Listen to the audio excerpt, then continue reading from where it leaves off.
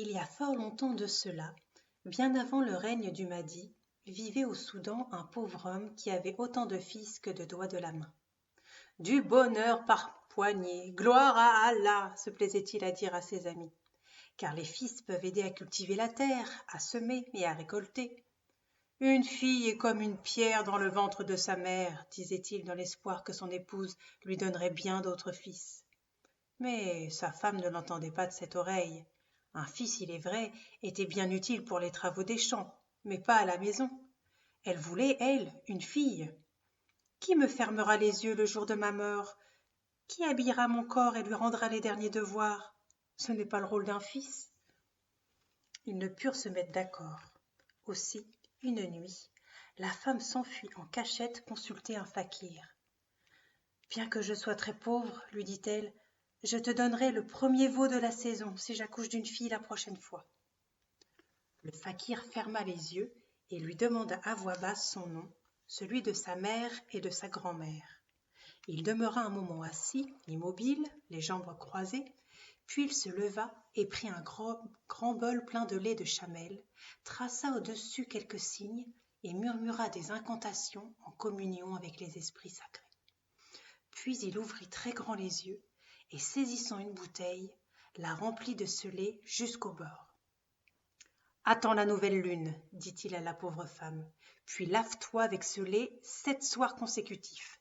Si Allah le veut, tu mettras au monde une fille. » La femme s'empressa de prendre la bouteille, remercia chaleureusement le fakir et suivit fidèlement ses instructions. Quand vint la nouvelle lune, elle se lava avec le lait des pieds à la tête 7 soirs de suite. Il arriva qu'au fil des semaines et des mois, son ventre se mit à grossir, et quand vint le moment, elle donna le jour à une fille. Sa joie fut immense. Elle jeûna durant plusieurs jours, remercia Allah de ses prières et demanda aux bons esprits du ciel et de la terre de veiller sur sa fille et de la combler de joie. Son époux, voyant le nouveau-né, se prit à l'aimer tendrement. Il se passa de manger et de boire pendant 4 jours entiers, distribua de modestes aumônes à de plus pauvres que lui, et remercia Allah le Tout-Puissant. Leurs nombreux parents et amis, apprenant la nouvelle, accoururent les féliciter des 4 coins du pays. « Mabrouk, Mabrouk » répétaient-ils, « tous nos compliments !» Ainsi grandit leur fille, dans le bonheur et l'amour. Et pourtant, un nuage sombre pesait sur son avenir, car plus le temps passait, et plus elle devenait laide, si laide que sa mère, désespérée, craignant que sa fille ne perde la raison à la vue de sa propre disgrâce, ôta de la maison tous les miroirs et interdit formellement aux visiteurs d'en apporter. Mais le cœur de la jeune fille était aussi pur que son physique était ingrat. Sa douceur et sa bonté lui attiraient toutes les sympathies, et elle comptait des amis en très grand nombre. Pourtant, quand elle devint femme, aucun soupirant ne se présenta pour lui faire la cour. Elle était si vilaine qu'au fil des années, ses parents se mirent à craindre que nul ne veuille jamais épouser leur fille. La mère rendit visite à plusieurs fakirs, mais rien n'y fit. Et puis un jour, le propre cousin de la jeune fille, un beau jeune homme, à la tête d'une jolie fortune, vint demander sa main. La joie fut générale. Selon l'usage, les festivités débutèrent 40 jours avant la cérémonie elle-même, et tous les parents et amis accoururent pour souhaiter au jeune couple une longue vie et de nombreux enfants. Mais ils avaient beau répéter le traditionnel « Mabrouk, Mabrouk », leurs pensées se lisaient sur leur visage. Pourquoi un si beau jeune homme choisit-il une femme aussi laide? Il y a bien assez de jolies filles dans le pays. La fiancée, elle, ne voyait là rien d'anormal. Après tout, se disait-elle, c'est l'usage de prendre femme parmi les siens avant d'élire une étrangère. Aussi se joignit-elle innocemment aux réjouissances. Mais l'une de ses compagnes avait le cœur bien gros, de jalousie et de douleur. Elle était elle-même depuis fort longtemps amoureuse du beau cousin, et s'imaginait représenter un meilleur parti pour lui, car elle était riche et belle, pareille à un joyau étincelant auprès de sa rivale, laide et pauvre. Quand elle lui vend des fiançailles, elle ricana méchamment et dit « Hein, Attendez un peu qu'il ait vu son visage, il ne tardera pas à changer d'avis. Mais elle se trompait.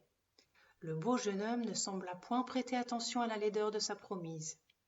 Aussi, quand la riche demoiselle comprit qu'elle avait perdu son bien-aimé pour toujours, elle se mit à élaborer un plan cruel. Elle se rendit auprès de la fiancée et lui demanda avec candeur: Cher, très cher ami, dis-moi, as-tu jamais vu ton visage? L'autre la regarda étonnée. Eh bien, non, répondit-elle sans détour.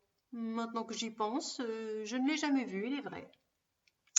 Eh bien, tu devrais, répliqua perfidement la demoiselle, et elle tourna les talons.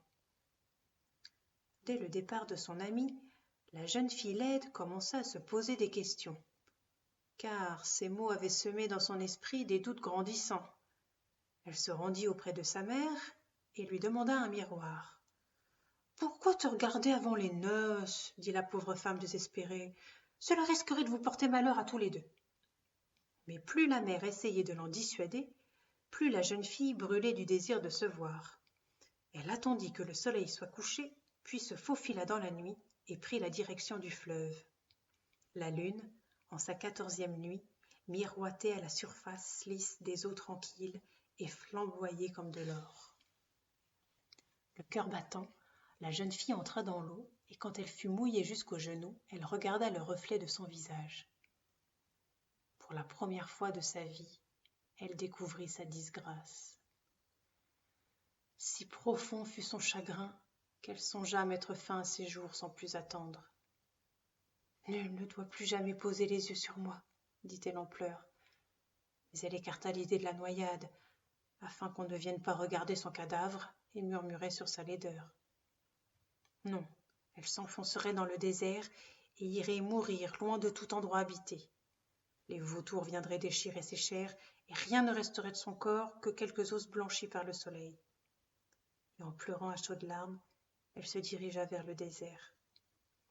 Elle avait à peine fait quelques pas qu'elle entendit soudain une voix derrière elle, et fut fort étonnée d'apercevoir une inconnue, habillée de vêtements étranges et beaux, qui la suivait et lui souriait avec tant de bonté que les craintes de la malheureuse ne tardèrent pas à disparaître.